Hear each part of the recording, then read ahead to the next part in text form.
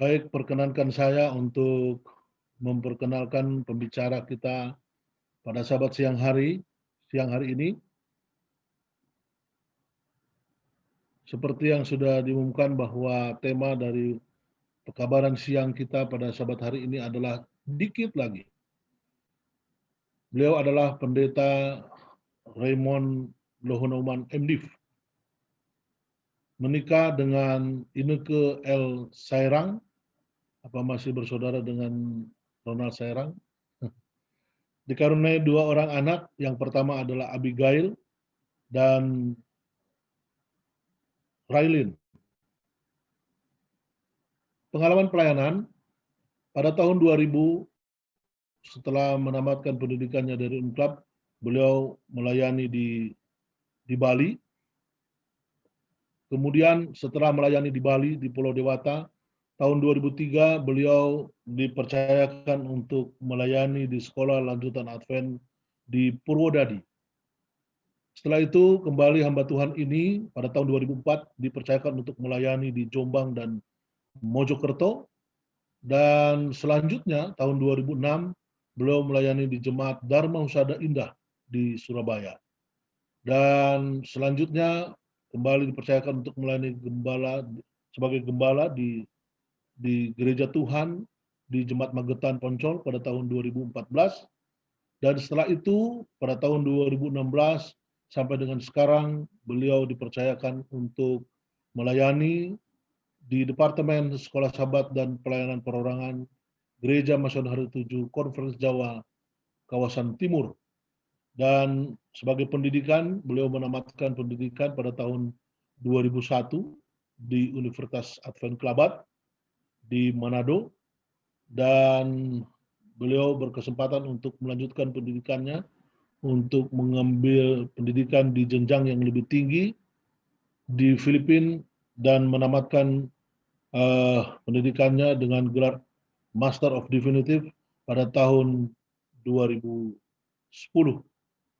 Demikianlah sedikit perkenalan dari hamba Tuhan Pendeta Raymond Lohonoman yang sudah berkenan untuk melayani pada sahabat hari ini, dan saya lihat hadir juga bersama dengan ibu dan anak-anak yang ada di virtual. Kami ucapkan selamat sahabat, selamat datang, terima kasih banyak untuk kesediaannya untuk melayani di Jemaat Eklesia. Sekiranya ada perkenalan yang kurang tepat atau kurang berkenan, mohon dimaafkan. Tentu nanti melalui pekabaran yang akan dibawakan kita akan lebih mengenal lagi dari hamba Tuhan dan segenap keluarga. Tuhan memberkati.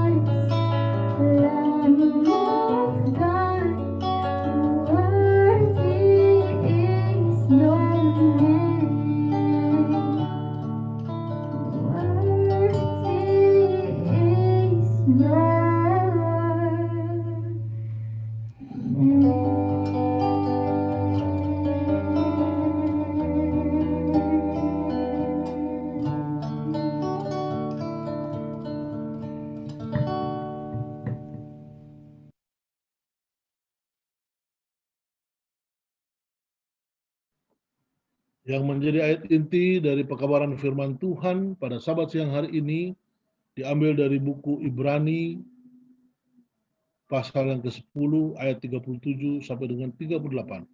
Sebab sedikit bahkan sangat sedikit waktu lagi dan ia akan datang, sudah akan ada tanpa menaguhkan kedatangannya. Tetapi orangku yang benar akan hidup oleh iman, dan apabila ia mengundurkan diri, maka aku tidak akan berkenan kepadanya.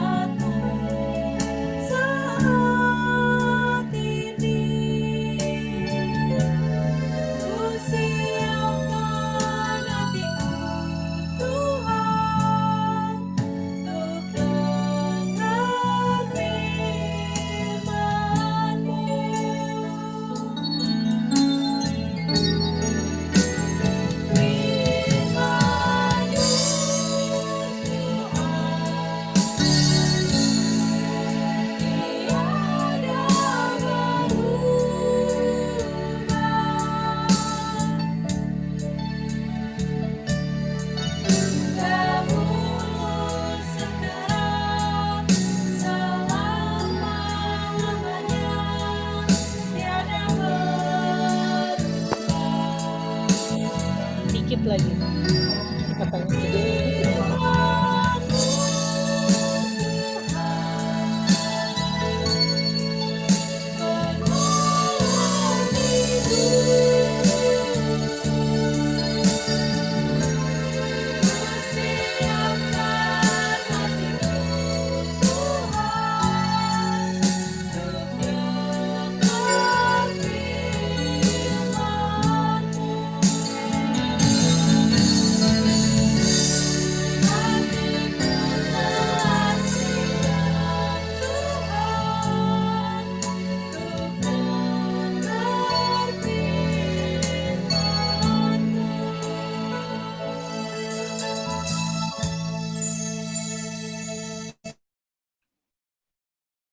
Mari kita tunduk kepala bersama dan kita akan berdoa.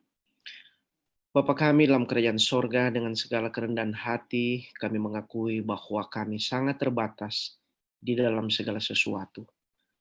Kami memohon Tuhan yang penuh dengan kuasa, menolong kami Sabat ini. Baik hati kami dibuka untuk mendengarkan akan firman-Mu, juga alat-alat dan jaringan yang menghubungkan kami satu dengan yang lain, Tuhan yang mengontrol, dan terlebih pikiran kami Tuhan tuntun untuk boleh memuliakan Tuhan dan boleh merasakan kehadiran Tuhan di tengah-tengah perbaktian ini. Tuhan, kami orang berdosa penuh dengan kelemahan kekurangan. Kami meminta kepada Allah yang kudus, yang tidak terbatas dalam kuasa dan berkat. Kiranya Tuhan berkenan atas perbaktian kami ini. Kami minta segala sesuatu hanya di dalam nama Yesus, Juru Selamat dan Penebus kami. Amin. Selamat hari Sabat untuk semuanya. Selamat Sabat untuk umat-umat Tuhan yang ada di Jemaat Eklesia Jakarta. Terima kasih Pendeta Daniel Rampen yang berkenan menyampaikan undangan kepada kami untuk kami Sabat ini menjadi bagian dalam perbaktian bersama umat-umat Tuhan yang ada di Jemaat Eklesia Jakarta. Terima kasih juga di sini ada keluarga Iskandar, Bapak Ferdinand Iskandar dan Ibu Peggy yang boleh menjadi bagian dalam undangan ini dan memberikan kami kesempatan untuk melayani di Jemaat Eklesia. Saya merasa satu berkat di mana walaupun kami Sabat ini tidak berada di Jakarta, tetapi melalui media ini Tuhan mengizinkan kita semua boleh terhubung, baik saudara-saudara yang ada di Jakarta maupun kami yang ada di Surabaya. Kami juga menyampaikan selamat hari Sabat dan terima kasih kepada beberapa anggota jemaat, baik teman, keluarga, saudara, handai tolan kami. Saya lihat di sini ada yang dari Amerika Serikat, ada yang dari Surabaya, ada dari Bali, dari Manado, bahkan saya lihat ada juga dari Ambon. Saya tidak tahu yang lain di mana berasal, tapi saya bersyukur kepada Tuhan. Oh, ada juga Pak Lodi dari Palu saya lihat. Kemudian yang lainnya yang mungkin saya tidak dapat lihat satu persatu. Doa kami kiranya berkat Tuhan boleh menjadi bagian kita semua. Sabat ini adalah kali ketiga dalam satu minggu ini, satu pekan ini saya berbicara kepada umat-umat Tuhan. Oleh karena undangan atau permintaan pembicaraan yang begitu banyak, sehingga saya berpikir saya harus mengatur sebuah serial khotbah, sehingga barangkali ada beberapa yang ikut dengan saya terus, mulai dari beberapa waktu terakhir ini, mereka boleh mengikuti khotbah ini dengan baik. Karena saya sering mendengar, kadang orang mengatakan demikian, wah khotbahnya itu terus, kami ikut terus, sama terus. Sehingga saya berpikir kita harus menyiapkan satu khotbah di mana saudara mendengar di tempat lain berbeda, kemudian saudara juga mendapatkan sesuatu yang berbeda, walaupun barangkali pada kesempatan yang lain, beberapa bagian dari khotbah yang saya sampaikan, pernah saudara-saudara mendengarkannya. Tetapi saya percaya firman Tuhan, Alkitab yang kita baca, walaupun berulang-ulang itu tidak pernah usang, bukan? Itu senantiasa menjadi satu pekabaran yang boleh menguatkan kita jika kita membuka hati kita untuk mendengarkan akan firman Tuhan. Nah, pada kesempatan ini, setelah hari Sabat kemarin atau hari Jumat waktu Colorado, Amerika Serikat, saya berbicara di sana, itu merupakan bagian yang pertama. Kemudian hari Minggu kemarin, Ibu Peggy bersama dengan God's Word Ministry mengundang saya untuk berbicara. Itu adalah bagian keduanya. Dan kemudian Sabat ini adalah bagian yang ketiga. Saya tidak tahu Sabat depan, jika ada yang mengundang saya, memang saya akan berbicara mungkin di Malang Sabat depan, itu adalah bagian yang keempat dari serial ini. Karena sesungguhnya ini adalah satu pembicaraan yang sangat panjang. Namun demikian, kita bersyukur Tuhan memberikan kesempatan bagi kita untuk berbakti. Izinkanlah saya Sabat ini untuk share screen, mudah-mudahan ini boleh dibuka, dilihat dengan baik bagi saudara-saudara yang ada dimanapun saudara berada. Nah, untuk memastikan bahwa screen saya ini bisa terlihat, saya minta satu orang mewakilinya, yaitu Pendeta Rampen. Pendeta Rampen boleh memberikan tanggapan apakah screen ini bisa kelihatan? Gambar ini bisa kelihatan? Hitam. Oh, masih hitam. Oh, sorry.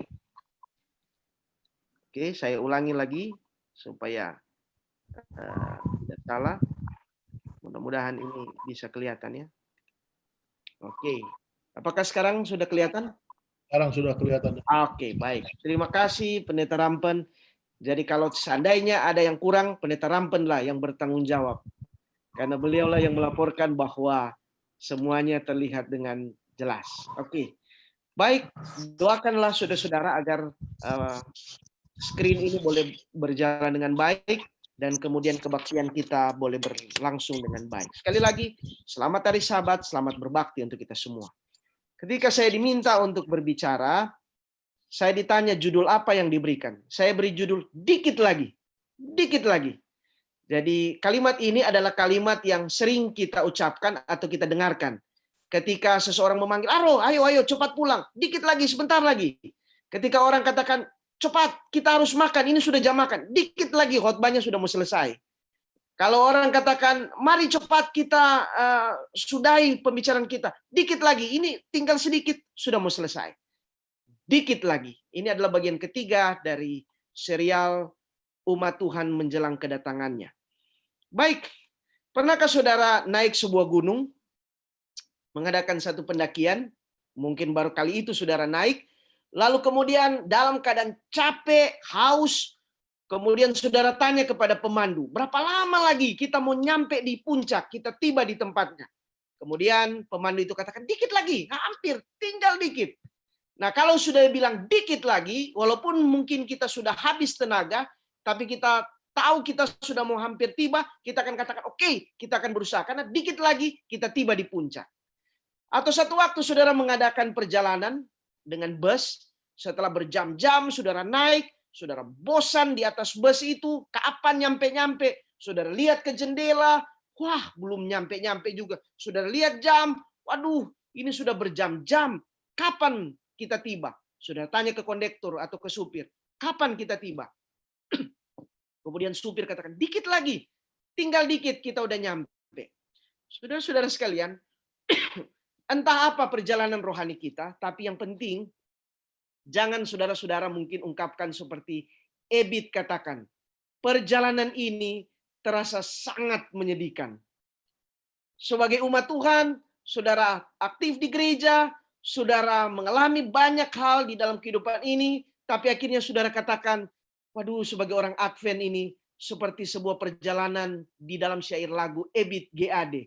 Perjalanan ini terasa sangat menyedihkan. Mudah-mudahan tidak seperti itu. Saudara-saudara sekalian, kembali lagi pertanyaan, berapa lama lagi kita segera tiba pada kedatangan Tuhan, kerajaan sorga itu? Jawabannya tidak lama lagi. Tidak lama lagi. Jika saudara-saudara yang senang bepergian ke luar negeri, kemudian menggunakan pesawat-pesawat yang besar, biasanya pesawat-pesawat yang rute luar negeri atau pesawat lokal yang bagus, mereka itu ada GPS. Saudara mungkin yang sering mengadakan perjalanan, kemudian saudara akan lihat di sana berapa ketinggian, berapa miles lagi jarak untuk bisa tiba. Kemudian kita berada di ketinggian ini, di bawah kita kota-kota apa aja atau wilayah mana saja.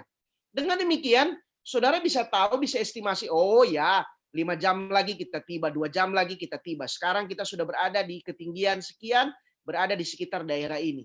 Mudah sekali dan kita mungkin antara tenang atau tidak, tapi setidaknya petunjuk ini menolong kita untuk memahami bahwa kita hampir tiba atau tidak. Nah, di dalam Alkitab, masalahnya adalah dari beratus tahun yang lalu, bahkan ribuan tahun yang lalu, kalimatnya sama, dikit lagi, sedikit lagi. Di mana penjelasan ayat itu? Ibrani pasal 10, ayat tema kita mengatakan begini, sebab sedikit, bahkan sangat sedikit waktu lagi, dan ia akan datang, sudah akan ada tanpa menangguhkan kedatangannya. Dikit lagi, sudah mau tiba. Tapi berapa dekat, berapa lama lagi? Tulisan ini disampaikan kira-kira tahun 67-68 Masehi. Catat ini, 67-68 Masehi. 30 tahun kemudian, Tuhan belum juga datang. Kemudian, rasul yang berbeda menulis dengan catatan yang berbeda, tetapi tujuannya sama. Buku Wahyu ditulis kira-kira tahun 98-100 Masehi. Ditulis oleh Yohanes. Kalau tulisan Ibrani ditulis oleh Paulus, maka ini dituliskan oleh Yohanes. Dialah Yohanes yang satu-satunya di antara rasul yang tidak mati dengan cara dibunuh atau mengalami sesuatu yang tidak menyenangkan. Walaupun dia sempat digoreng, dia sempat dibuang di Pulau Patmos. Dan menjelang kematiannya, dia menulis akan buku Wahyu. Dan di akhir dari buku Wahyu itu ada catatan. Sesungguhnya aku datang segera.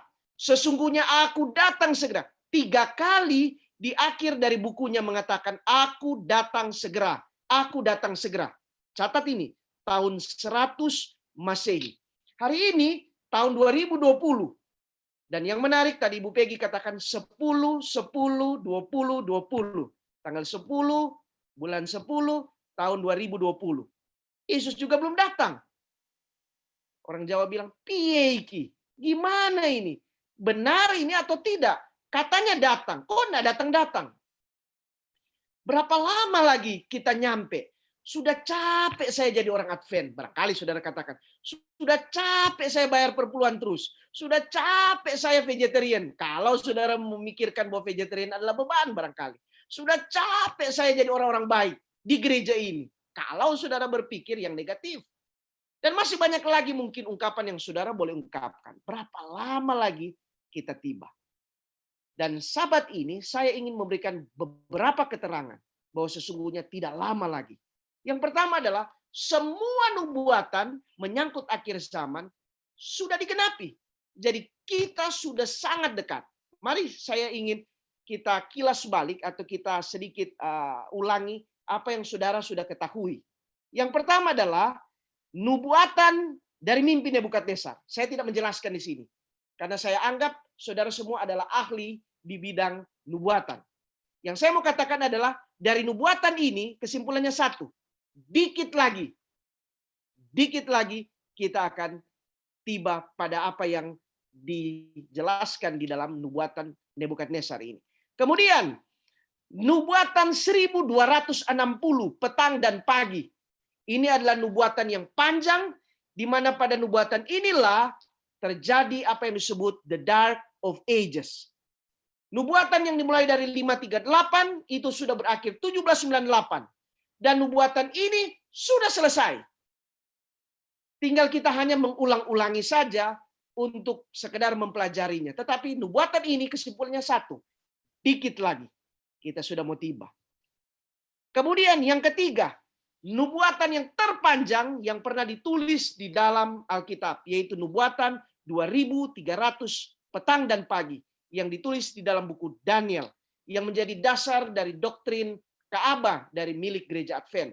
Saya tidak menjelaskan tentang bagian ini, tetapi dari nubuatan ini yang akhirnya berakhir 1844 seperti yang sering kita pelajari, kesimpulannya lagi satu, dikit lagi.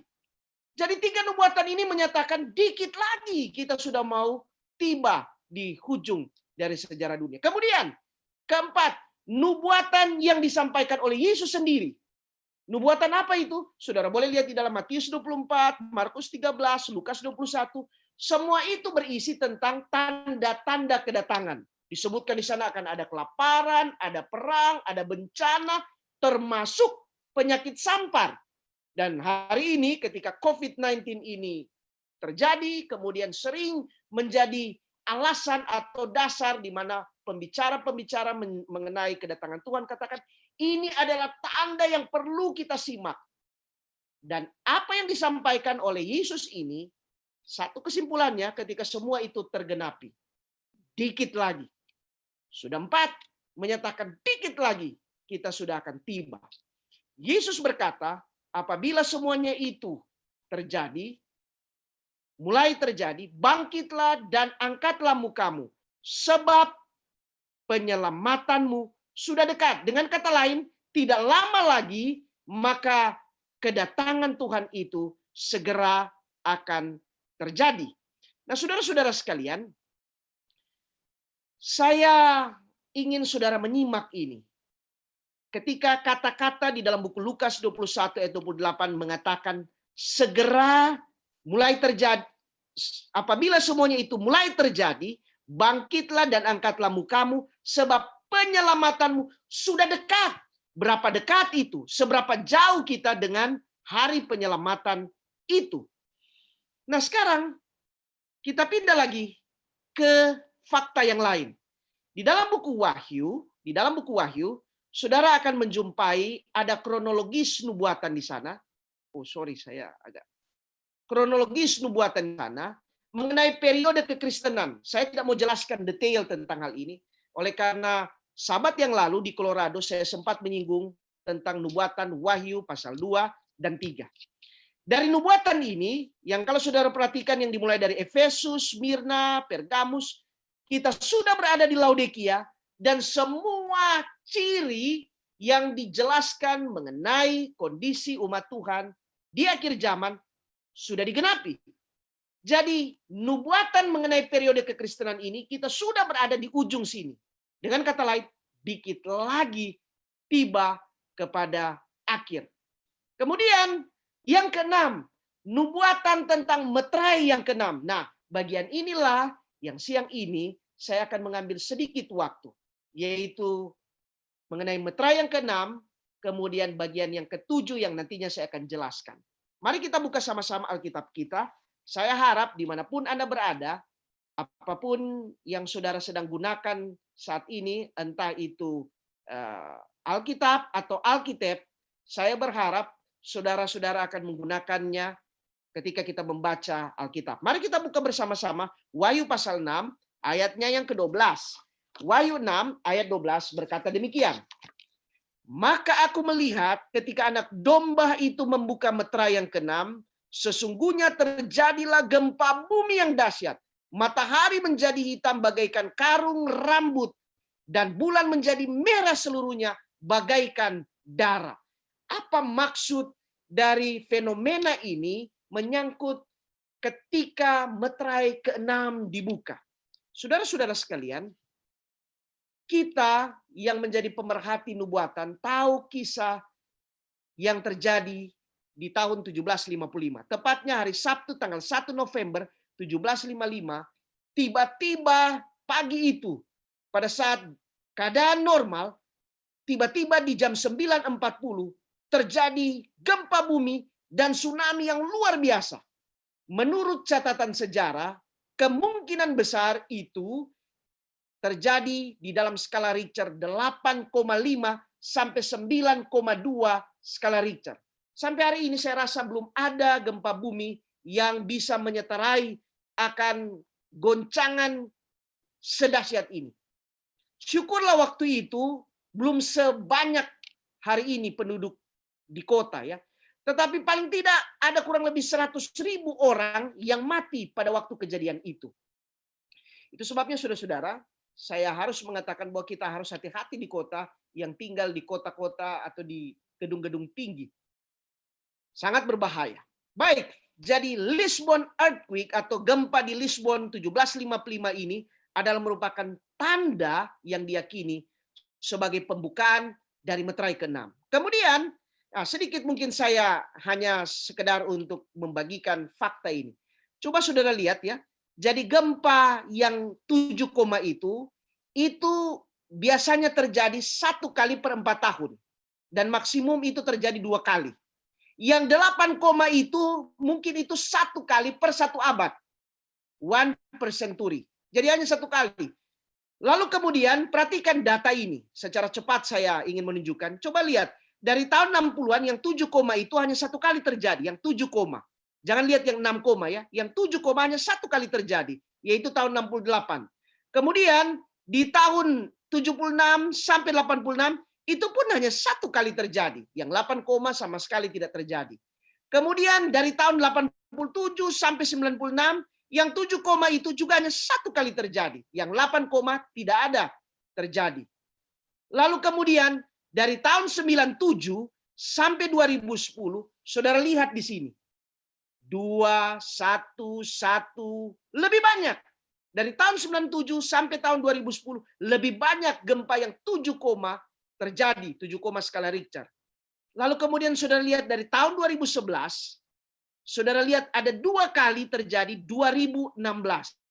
Dan yang terbaru khususnya di Indonesia adalah yang terjadi di Palu dan di Nusa Tenggara Barat yang 7, Apa yang saya mau katakan sahabat ini, bahwa akan semakin sering dan semakin banyak peristiwa gempa bumi. Mengapa? Lepas dari catatan Alkitab, perhatikan fakta ini. Dan saya harus sampaikan ini supaya saudara tahu bahwa betapa berbahayanya kita hidup di kota hari ini. Karena kita minggu yang lalu kita berbicara tentang country living, saya perlu membagikan ini untuk saudara pikirkan bahwa bahaya kita tinggal di kota. Khususnya mereka yang ada di apartemen-apartemen, yang ada di flat-flat. Wah, ini adalah pekabaran yang sangat menakutkan. Kenapa, saudara-saudara? Minggu yang lalu saya jelaskan bahwa kita di Indonesia khususnya hidup di sebuah daerah yang namanya termasuk bagian dari Ring of Fire. Jadi di daerah Pasifik ini ada semacam cincin yang membentuk di sana oleh karena terdapat gunung-gunung berapi yang aktif dan Indonesia banyak sekali. Dan ini merupakan bagian dari Ring of Fire yang sewaktu-waktu kalau itu meletus, maka itu akan menyebabkan gempa yang dahsyat. Yang kedua adalah yang perlu kita pikirkan, eksplorasi pertambangan hari ini sangat luar biasa. Dan itu sebabnya terjadi perubahan struktur tanah atau saudara lihat di sini ya. Dan itu memungkinkan untuk terjadi gempa bumi dan lain sebagainya oleh karena ada kekosongan di bagian-bagian tertentu. Yang ketiga adalah pemanasan global. Tetapi yang paling menakutkan adalah percobaan senjata pemusnah massal atau bom atom. Tahukah saudara, pada waktu Perang Dunia Kedua yang membuat Hiroshima dan Nagasaki. Jadi Hiroshima dan Nagasaki itu ada hampir 200.000 lebih manusia yang mati, penduduk dua kota itu. Tahukah saudara, tahun itu 1945 hanya ada 2 bom atom di seluruh dunia. 2 bom atom. Nah, hari ini ada 14.995 nuklir, kepala nuklir di seluruh dunia. Saudara bisa bayangkan kalau itu secara serentak dikeluarkan. Apakah tidak hancur dunia ini? Tapi yang ingin saya katakan bahwa waktu bom atom ini dibuat di negara-negara ini, maka percobaan ini mereka lakukan di dalam laut. Seperti ini ya. Mereka lakukan di dalam laut. Dan pada waktu itu terjadi, maka itu sebabnya terjadi keretakan-keretakan di bagian bawah yang kita tidak bisa lihat. Berada di kedalaman bumi ini. Nah, kata orang di Palu kemarin, kemungkinan, ini baru kemungkinan, saya tidak tahu benar atau tidak, ada percobaan yang dilakukan tidak jauh dari daerah kita, itu sebabnya menimbulkan hal seperti ini. Entahlah sampai di mana kebenarannya, tapi saudara bisa bayangkan 14.000 nuklir itu, kemudian itu beberapa diuji cobakan di dalam laut. Itu sebabnya saudara-saudara, gempa bumi akan semakin banyak dan semakin dahsyat. Baik, saya tidak ambil waktu untuk hal itu lebih panjang. Hanya ada satu kutipan yang saya senang untuk bagikan menyangkut gempa bumi ini. Mereka bilang begini, khotbah 1 jam tidak banyak membuat orang takut kepada Tuhan dan berdoa. Malah mungkin ketiduran. Barangkali saudara bisa left. Kalau seandainya ini sudah 1 jam, belum selesai saya khotbah. Tetapi kalimat itu katakan selanjutnya, tetapi gempa 1 menit sudah cukup membuat orang berseru dan berdoa kepada Tuhan. Mudah-mudahan sampai selesai khotbah ini tidak ada gempa bumi yang terjadi. Tapi saudara tetap berdoa, saudara tetap memohon, Tuhan kiranya menolong kita sampai selesai khotbah kita. Nah, tanda yang berikut, Wahyu 6 ayat 12 mengatakan adalah matahari menjadi hitam. Secara ringkas, tanggal 19 Mei 1780, ini adalah tanda yang menunjukkan apa yang disebutkan di dalam nubuatan ini. Jadi pada satu ketika di Amerika Serikat, dari Portland, Maine, terus sampai ke New Jersey, terjadi kegelapan yang sangat pekat. Sampai-sampai pada jam 10 pagi, jam 11, itu harus mereka pasang lilin oleh karena tidak lihat sama sekali. Sangat pekat dan dicatat di dalam sejarah. Saya tidak panjang untuk jelaskan itu, karena kita kejar waktu. Yang saya mau katakan adalah, 1780 itulah the dark day sesuai dengan nubuatan yang ada di dalam buku Wahyu. Kemudian yang ketiga, Wahyu 6 ayat 13, di dalam keterangan ayat itu menyebutkan bintang-bintang di langit berjatuhan ke atas bumi bagaikan pohon ara yang menggugurkan buah-buahnya yang mentah. Bagaimana itu? Apa sesungguhnya yang terjadi? Sejarah kembali mencatat 1833, tepatnya bulan November, di Boston, tiba-tiba 240.000 meteor jatuh, kemudian memenuhi di satu tempat. Jatuh dengan tidak berkeputusan selama beberapa waktu. Anehnya, beberapa tahun setelah itu, atau tahun 1966, kembali terjadi fenomena yang sama. Kemudian bulan November tahun 2001, kembali lagi fenomena seperti ini terjadi. Padahal abad-abad sebelumnya belum atau tidak pernah terjadi seperti ini. Jadi 1833 adalah pemenuhan nubuatan menyangkut meterai ke-6 dibuka. Jadi meterai ke-6 itu ditandai 3 peristiwa besar. Gempa bumi, kegelapan pekat, kemudian bintang jatuh. Ini ada tahun-tahunnya. Nah, di dalam Alkitab, jadi sahabat ini saya tidak hanya sekedar berkhotbah, tetapi saya ingin membagikan sebuah pelajaran nubuatan. Di dalam Alkitab hanya 7 meterai. 7 meterai. 6 meterai sudah selesai.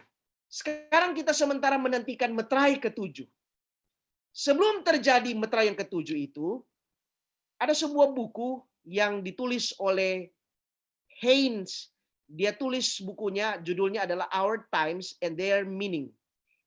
Di dalam buku itu disebutkan catatan begini.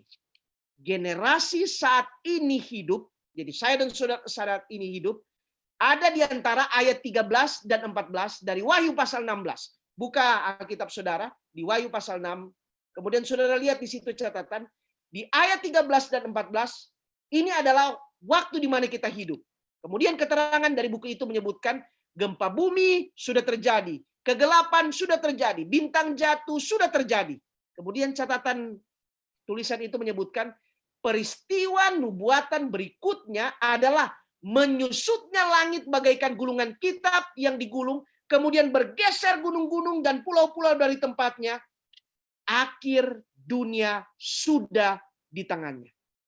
Saudara-saudara sekalian, Wahyu 6 ayat 14-17 itu adalah peristiwa menyangkut fenomena kedatangan Tuhan.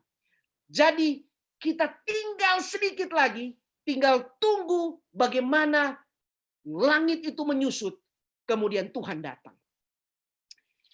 Perlu saya katakan di sini bahwa sejak meterai ke-6 dibuka, Kristus bisa datang sewaktu-waktu. Dia bisa datang hari ini, besok, sebentar malam, sewaktu-waktu. Karena semua tanda sudah terjadi. Dia bisa datang sewaktu-waktu. Dan pada waktu dia datang itu, itulah pembukaan meterai yang ke-7.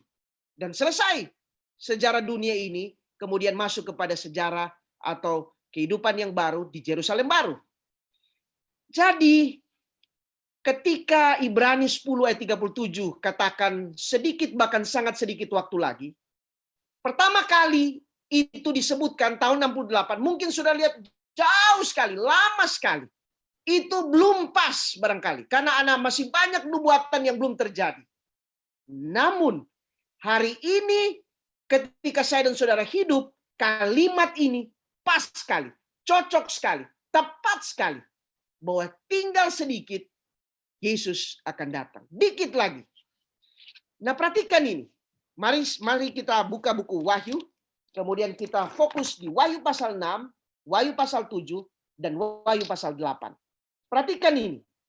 Sebelum meterai yang ke-7 dibuka, itu sudah tinggal sedikit lagi terbuka meterai yang ke-7 itu. Wahyu 6, meterai ke-6 sudah dibuka, sedikit lagi meterai ke-7 akan dibuka.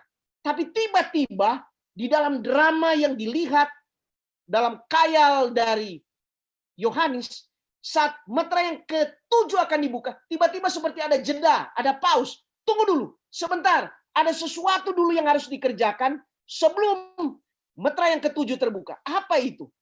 Peristiwa apa itu? Mari kita buka bersama-sama Wahyu pasal 7. Ayat yang pertama, kedua, ketiga disebutkan begini. Saya baca ayat yang pertama dari Wahyu pasal 7. Kemudian daripada itu aku melihat 4 malaikat berdiri pada keempat penjuru bumi, dan mereka menahan keempat angin bumi, supaya jangan ada yang angin bertiup di darat, di laut, atau di pohon-pohon. Ingat, di dalam Alkitab kalau angin itu bertiup, itu malapetaka, itu bencana. Jadi sudah hampir, ini malaikat yang menahan ini sudah tinggal mau lepas. Tapi tiba-tiba katakan, tunggu. Sebentar, ada sesuatu dulu dibuat sebelum ini dilepas. Apa yang harus dilakukan? Baca ayat 2 dan 3. Di ayat 2 dan 3 dijelaskan begini. Dan aku melihat seorang malaikat lain muncul dari tempat matahari terbit. Ia membawa meterai Allah yang hidup, dan ia berseru dengan suara nyaring kepada keempat malaikat yang ditugaskan untuk merusakkan bumi dan laut.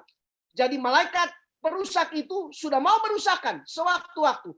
Tapi tiba-tiba datang malaikat satu katakan, tunggu. Ayat 3 katakan begini. Janganlah merusakkan bumi atau laut atau pohon-pohon sebelum kami memeteraikan hamba-hamba Allah kami pada dahi mereka. Jadi ini di pause sebentar, jedah terjadi oleh karena sedang ada pemeteraian. Nah sekarang pertanyaan, kapan pemeteraian itu dimulai? Kepada siapa itu diberikan? Buku Seventh-day Adventist Bible Commentary, volume 7, halaman 781. Dan kemudian ada buku yang lain, mengatakan bahwa malaikat-malaikat yang dinyatakan di dalam penjelasan buku Wahyu itu adalah representasi dari agen-agen ilahi, di mana mereka itu sementara memegang kekuatan jahat. Mereka belum melakukan itu sampai Tuhan mengadakan pemeteraian kepada setiap umat-umatnya. Jadi pemeteraian sementara berlangsung. Kita tidak cukup waktu untuk menjelaskan akan hal ini. Tetapi di dalam Wahyu pasal 7 ayat 4, kita akan temukan di sana ada jumlah 144.000 orang yang dimeteraikan. Ini juga ada topik yang khusus, tapi kita tidak bicarakan hari ini. Yang saya ingin bicarakan adalah bahwa 144.000 ini adalah menyatakan mereka yang mampu bertahan melewati peristiwa-peristiwa mengerikan yang digambarkan dalam Wahyu pasal 6 ayat 17. Mereka memiliki meterai dari Allah yang hidup, kemudian mereka terlindungi pada waktu kerusakan yang besar yang menyeluruh, sebagaimana mereka miliki tanda di dalam penglihatan Yeskiel. Jadi kita hari ini sementara memasuki sebuah periode perusakan dunia ini. Tapi sementara itu terjadi, Tuhan mengadakan pemeteraian. Dan sebelum itu terjadi, atau pada waktu pemeteraian ini terjadi, maka kita akan menghadapi situasi yang lebih sulit. Tetapi kalau seandainya kita dimeteraikan dan kita lolos di sini, Tuhan akan nolong kita. Saya tidak membicarakan ini secara detail, tetapi kembali lagi, tanda meterai ke-6 terbuka sudah dilakukan, kemudian jedah sebelum meterai ke-7 sementara berlangsung. Di jedah inilah maka ada satu waktu yang dikenal di dalam sejarah gereja Advent, yaitu 1844. Apa yang terjadi dengan 1844? 1844 ini setelah meterai ke-6 terbuka, di waktu jeda ini muncullah sebuah pergerakan yang namanya gereja Advent. Jadi saudara lihat secara kronologis, kita ini persis muncul pada waktu jeda pemeteraian itu terjadi. Nah, ada yang menarik menyangkut munculnya gereja Advent dengan pekabaran hari Sabatnya. Coba saudara simak ini. Saudara simak ini ya. 1840, Sir Richard Owen mengumandangkan atau menyatakan teori tentang dinosaurus. Teori ini menyatakan bahwa atau mengaburkan Allah pencipta yang menciptakan segala sesuatu sempurna. Kemudian 1844 muncul gerakan gereja Advent. Kemudian 1850 itu Nyonya White bersama dengan anggota-anggota awal itu sudah mulai menyucikan Sabat. Lihat ini. Entah kebetulan atau tidak, coba saudara perhatikan. Tidak jauh dari itu, 1859. Perhatikan ini ya. 1850 Nyonya White sudah menyucikan Sabat. 1863 Gereja Advent berdiri secara formal. 1863. Tetapi di kurun waktu itu ada di dalam sejarah 1859. Apa yang terjadi 1859? 1859 datang teori dari Darwin yang menyatakan bahwa manusia terjadi bukan dari tangan Allah, dia terjadi dengan sendirinya, bahkan nenek moyang manusia adalah kera.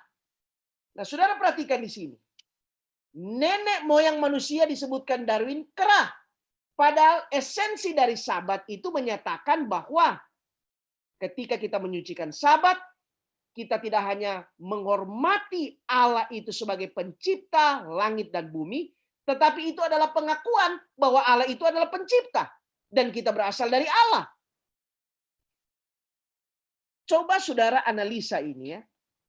Di dalam tulisan saudara-saudara kita di dalam Alkitab atau kitab mereka, di Al-Baqarah 65, disebutkan tulisan menyangkut Sabat.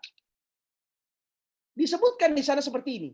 Dan sungguh kamu telah mengetahui bahwa orang-orang yang melakukan pelanggaran di antara kamu pada hari Sabat, lalu kami katakan kepada mereka, jadilah kamu kera yang hina. Menarik ini untuk disimak. Darwin mengatakan hari Sabat itu tidak ada. Dengan kata lain, pada waktu dia menyatakan bahwa nenek moyang manusia adalah kera, sementara Gereja Advent menyatakan bahwa Sabat itu adalah tanda di mana kita mengakui Allah pencipta langit dan bumi. Setan bekerja keras melalui peristiwa sejarah untuk mengaburkan sebuah tanda yang penting yang ada di gereja ini, menyangkut pengakuan bahwa Allah adalah pencipta langit dan bumi. Perhatikan akan hal ini. Gereja Advent muncul periode setelah meterai ke-6 terbuka, menjelang terbukanya meterai yang ke-7, yakni kedatangan Tuhan. Yang kedua, Gereja Advent membawa pekabaran tentang penghakiman, yaitu tentang kedatangan Tuhan. Itu sebabnya nama kita adalah Advent. Advent artinya menanti kedatangan Tuhan. Dan hari Sabat. Hari Sabat itu juga adalah merupakan tanda umat Allah. Hari Sabat itu juga menyangkut meterai. Saudara boleh simak di sini. Yang ketiga, pekabaran yang dimiliki Gereja Advent ini harus dikumandangkan, disuarakan nyaring kepada semua bangsa, suku, bahasa, dan kaum. Saudara boleh lihat di dalam Wahyu pasal 14 ayat 6-10. Nah, dalam konteks inilah maka kenapa pekabaran Gereja Advent itu yang Nyonya White katakan itu erat dengan city evangelism. Kenapa? Karena ada sesuatu yang harus kita kumandangkan ke semua orang. Kita harus kumandangkan pekabaran tentang Sabat. Kita harus kumandangkan tentang kedatangan Tuhan. Dan ini semua orang harus tahu. Itu sebabnya minggu yang lalu pada waktu pembahasan Country Living, saya menegaskan atau saya bersama Pendeta Kuntaraf mengambil dari tulisan Nyonya White pernyataan-pernyataan kenapa city evangelism itu penting. Karena dari sisi inilah kenapa gereja kita ada. Gereja Advent ada untuk menyampaikan pekabaran ini. Nah, Filipi 4 ayat 5 katakan, hendaklah kebaikan hatimu diketahui semua orang. Tuhan sudah dekat. Dengan kata lain, Tuhan akan datang, Tuhan segera datang, tetapi orang harus tahu, dunia harus tahu, masyarakat dunia harus tahu, tetangga kita harus tahu akan hal ini. Saudara-saudara sekalian, kepada gereja Masih Advent hari ke-7 lah diberikan banyak kebenaran masa kini. Dan ini harus disampaikan kepada banyak orang. Kenapa kita diberikan pekabaran tentang lifestyle? Kenapa kita diberikan pekabaran tentang vegetarian, tentang pendidikan, tentang rumah tangga? Semua ini dalam konteks mempersiapkan kita untuk kedatangan dan mengamarkan orang-orang yang lain yang belum mengenal akan kedatangan Tuhan, bahwa Tuhan tidak lama lagi akan datang. Jadi umat-umat Tuhan tidak bisa berdiam diri untuk menyampaikan kebenaran ini. Umat Advent harus sampaikan kepada orang banyak. Dimanapun kita berada, apapun caranya yang kita lakukan. Sedikit saya memberikan perbandingan. Saudara-saudara sekalian, ketika kekristenan vakum, saya ulangi ya, ketika kekristenan vakum pada waktu periode the dark of ages atau zaman kegelapan, di mana gereja hanya fokus kepada kekuasaan, hanya fokus kepada dirinya, bahkan gereja menjadi penganiaya. Tahukah saudara, di abad-abad itulah, di tahun 630 sampai 1700-an, maka saudara-saudara kita dari Muslim membawa Injil mereka ke seluruh dunia. Di tahun-tahun di mana vakum Kristen itu menyampaikan Injil, di tahun-tahun itulah pekabaran Muslim itu menyeluruh ke seluruh dunia. Sekarang, apakah kita harus vakum lagi? Apakah kita harus mengisolasikan diri? Betul, kita akan mungkin country living, tetapi kita abaikan untuk melakukan tanggung jawab kita untuk sampaikan pekabaran ini kepada orang lain. Apakah kita harus vakum lagi? Apakah kita harus mengulangi kesalahan di masa yang lalu? Ini yang harus kita pikirkan. Kita harus berpikir bahwa inilah waktu yang Tuhan berikan, kita sampaikan kebenaran ini sebesar-besarnya. Nah, kita bersyukur menjelang kedatangan Tuhan, dunia komunikasi digital itu semakin terbuka. Semakin lebar, semakin luas. Disinilah momentum yang Tuhan sedang berikan kepada kita untuk manfaatkan, pergunakan sebaik-baiknya untuk menyampaikan pekabaran tentang kedatangan Tuhan. Matius pasalnya yang ke-24 ayat 14 katakan, dan Injil kerajaan ini akan diberitakan di seluruh dunia. 10 tahun yang lalu, 20 tahun yang lalu, ini masih merupakan kendala. Ini merupakan kesulitan yang bisa dilakukan. Tapi hari ini, dengan teknologi digital, semua bangsa hari ini bisa mendengar pekabaran tentang kedatangan Tuhan. Saudara-saudara sekalian, mengapa Allah belum juga datang? Jawabannya adalah kalau kita mengacu kepada ayat ini, karena Injil kerajaan sorga, kerajaan Allah, ini belum disampaikan ke seluruh dunia. Tapi hal yang lain lagi adalah, apakah Allah itu berbohong? Tidak mungkin. Karena Ibrani 6 ayat 18 katakan Allah tidak mungkin berdusta. 2 Petrus 3 katakan bahwa Allah tidak lalai menepati janjinya. Tetapi ia mengendaki supaya semua tidak binasa, melainkan berbalik dan bertobat. Nah, dikit lagi Tuhan datang. Dikit lagi. Pada waktu Injil ini disebarkan dan semua orang tangkap, maka ini akan menjadi akhir dan Tuhan akan datang. Dan bagian yang terakhir dari pembicaraan siang hari ini. Kepada gereja kita diberikan peta yang khusus disampaikan melalui Nyonya White untuk kita ketahui. Saudara-saudara sekalian, sebagai bagian dari anggota gereja Advent, kita bersyukur karena melalui hamba Tuhan Ellen G. White, Tuhan berikan peta yang harus kita ketahui. Tadi kita sudah ketahui dari catatan-catatan Alkitab, kita mengerti itu.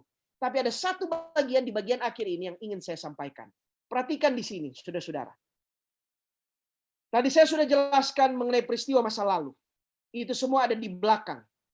Saya sudah jelaskan mengenai kegenapan 2300 petang dan pagi. Itu juga di belakang. Sekarang kita berada hari ini di sini.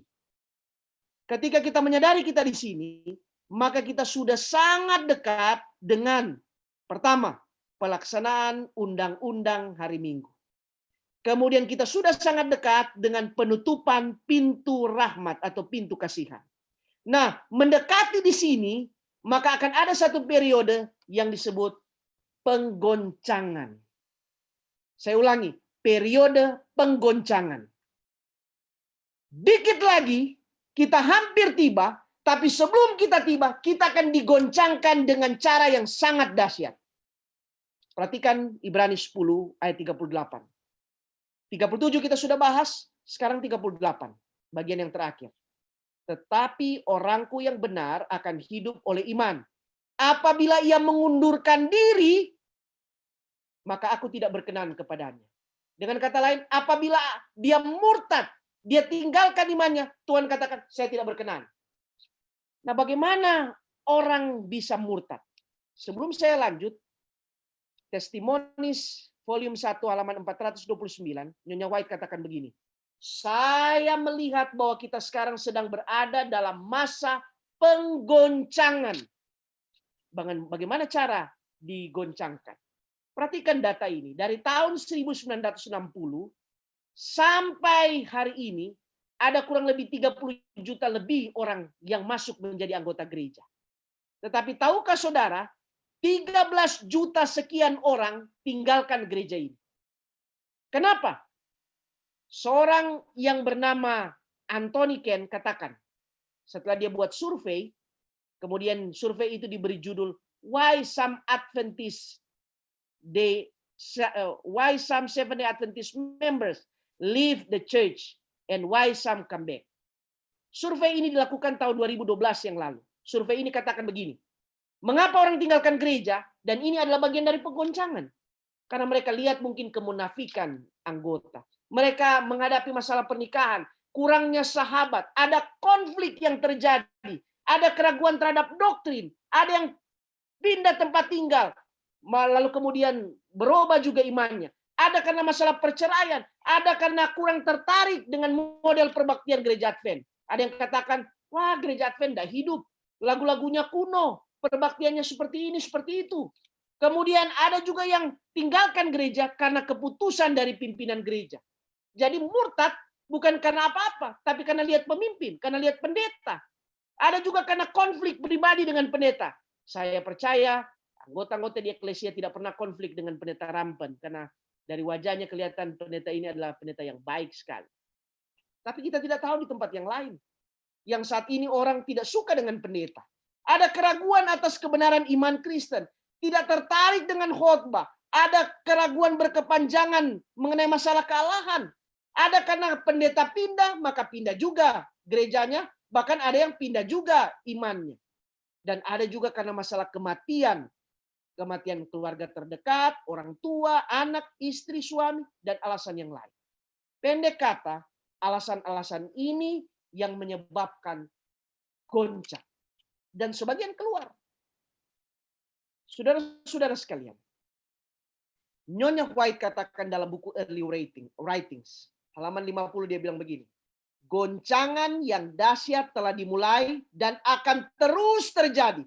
Dan semua akan terguncang keluar. Yang tidak bersedia untuk mengambil sikap berani dan pantang menyerah untuk kebenaran dan berkorban bagi Allah dan tujuannya. Mereka semua itu akan keluar.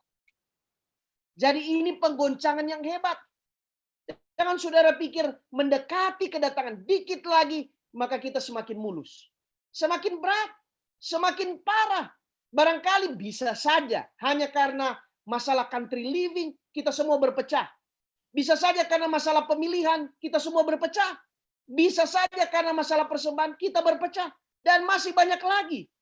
Disinilah yang kuat akan tetap bertahan, tapi yang lemah akan tinggalkan gereja ini. Saudara-saudara sekalian, seorang yang bukan Advent menulis catatan mengapa orang tinggalkan gereja. Ada banyak alasan. Ada yang katakan, oh karena tidak ada komunitas yang kami ketemui di sana. Oh, ada banyak drama di gereja sehingga kami tidak mau lagi di situ. Oh, ada konflik yang tidak diselesaikan di sini. Oh, ada juga pemimpin-pemimpin yang kami tidak suka. Kami tidak suka ketua uni ini. Kami tidak suka ketua daerah ini. Kami tidak suka ketua conference. Kami tidak suka ketua GC atau apa saja. Kami tidak suka pendeta kami. Karena mereka berpikir mereka lebih hebat dari pemimpin-pemimpin ini. Juga ada yang tinggalkan gereja mungkin karena berpikir, oh ada kubu-kubu di sini. Sehingga ini sudah tidak rohani lagi. Mereka juga tidak mau orang menganggap kopi karbon ya, karbon kopi. Jadi mereka suka saya ini ya apa namanya yang sebenarnya saya bukan kopian dari si ini, saya adalah saya sendiri.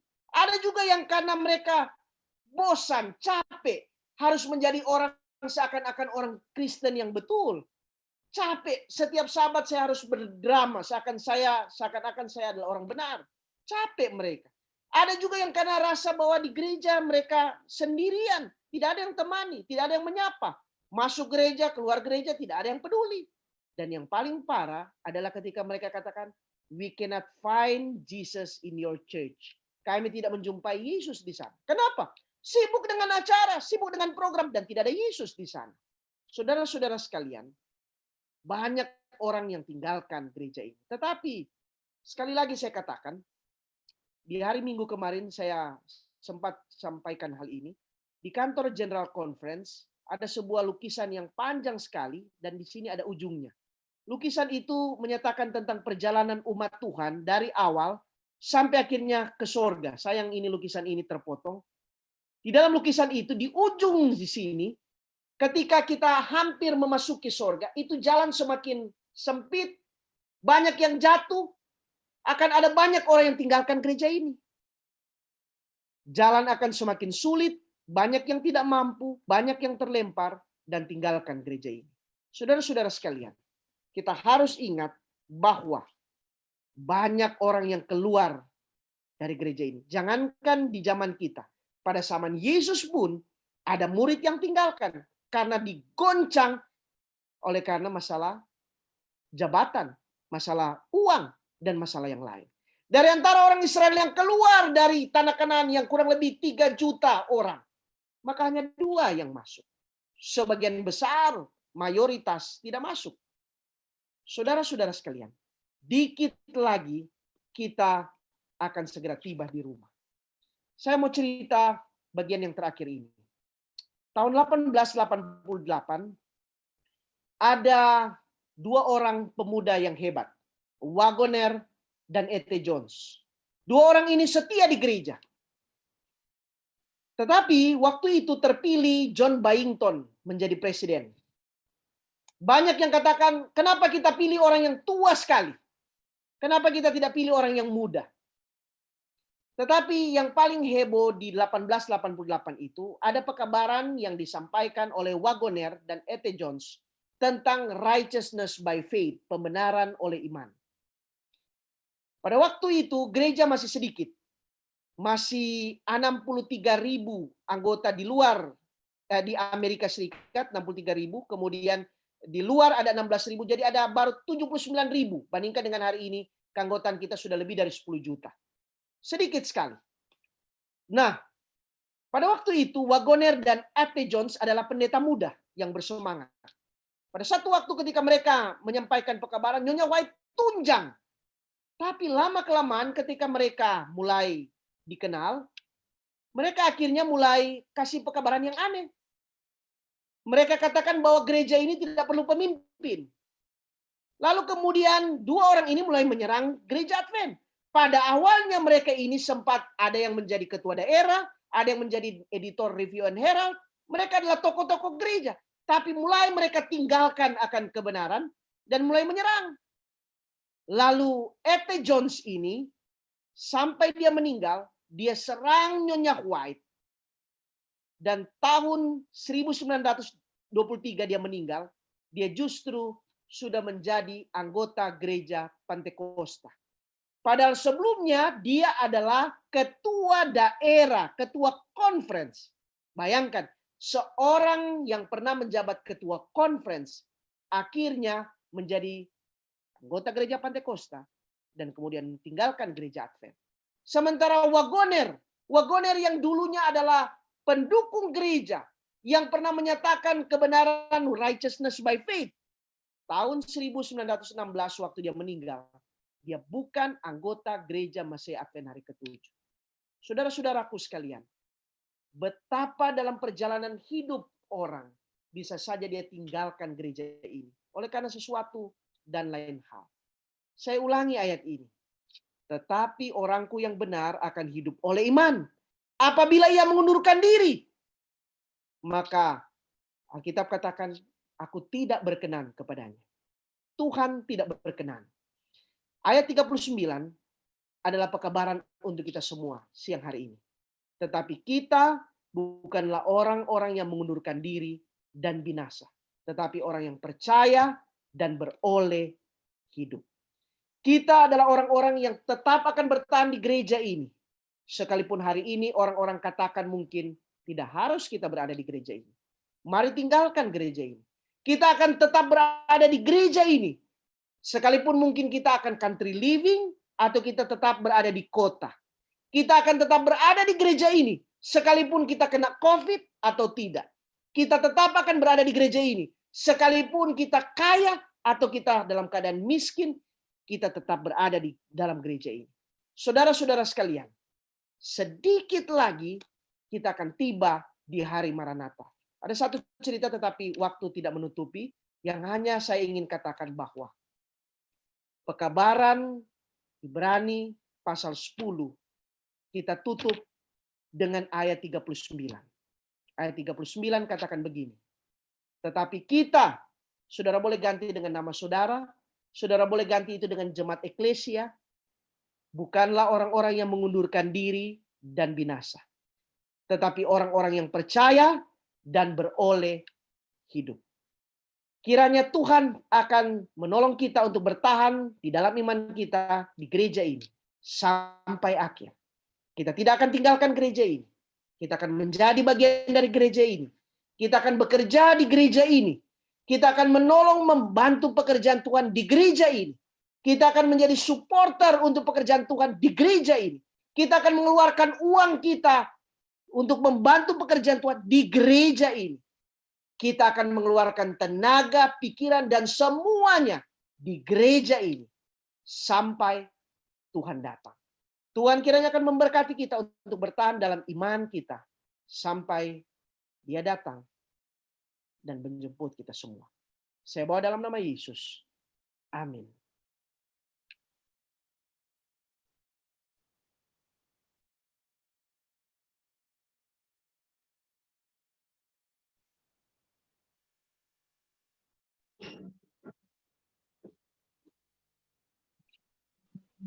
Pendeta silakan doa berkat. Oke, mari kita tunduk kepala dan kita berdoa bersama. Bapa kami dalam kerajaan sorga, kami memuji Tuhan oleh karena Tuhan menolong kami semua untuk tetap bertahan di gereja ini. Meskipun keadaan yang terjadi di sekitar kehidupan kami, baik yang terjadi di luar gereja kami, maupun yang ada di dalam gereja kami, seakan-akan sedang menggoncangkan kami dan membuat kami hampir tinggalkan iman kami. Barangkali juga dengan kesulitan ekonomi akibat COVID-19 ini, iman kami sempat tergoncang. Tapi terima kasih Tuhan ingatkan kami bahwa Tuhan tidak lama lagi akan datang. Kami harus bertahan di perahu gereja ini sampai badai itu selesai dan Tuhan menenangkan semuanya. Dan kami boleh berada di dalam kerajaan sorga. Bapa, siang hari ini hamba-Mu ingin berdoa untuk hamba-Mu Pendeta Rampen dan keluarga yang Tuhan percayakan menjadi gembala di Jemaat Eklesia. Hamba-Mu berdoa juga untuk semua anggota yang ada di Jemaat Eklesia. Dari orang tua, orang-orang muda, sampai ke anak-anak. Hamba-Mu berdoa untuk semua yang hadir mengikuti kebaktian pada siang hari ini. Tuhan berkati kami semua. Jangan Tuhan kami tinggalkan gereja ini. Sementara pemeteraian itu berlangsung, biarlah kami semua akan berada di gereja ini dan tetap setia sampai hari Maranatha itu tiba. Kiranya kasih Allah Bapa, damai sejahtera Yesus Kristus, persekutuan dan tuntunan serta berkat Tuhan akan menjadi bagian seluruh umat Tuhan yang ada siang hari ini. Kami memuji nama Tuhan dan mengakhiri doa ini dan kebaktian kami. Di dalam nama Yesus, Juru Selamat dan Penebus kami. Amin.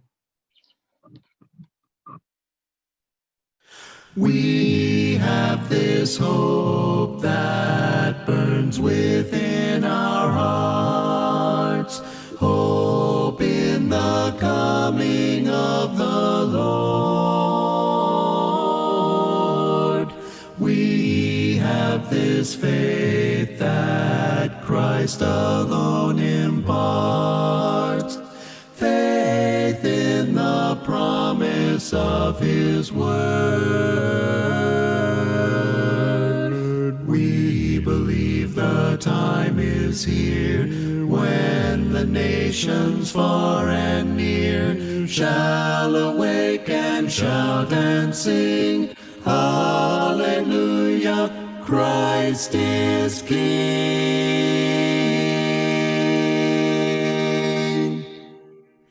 We have this hope that burns within our hearts, hope hope in the coming of the Lord.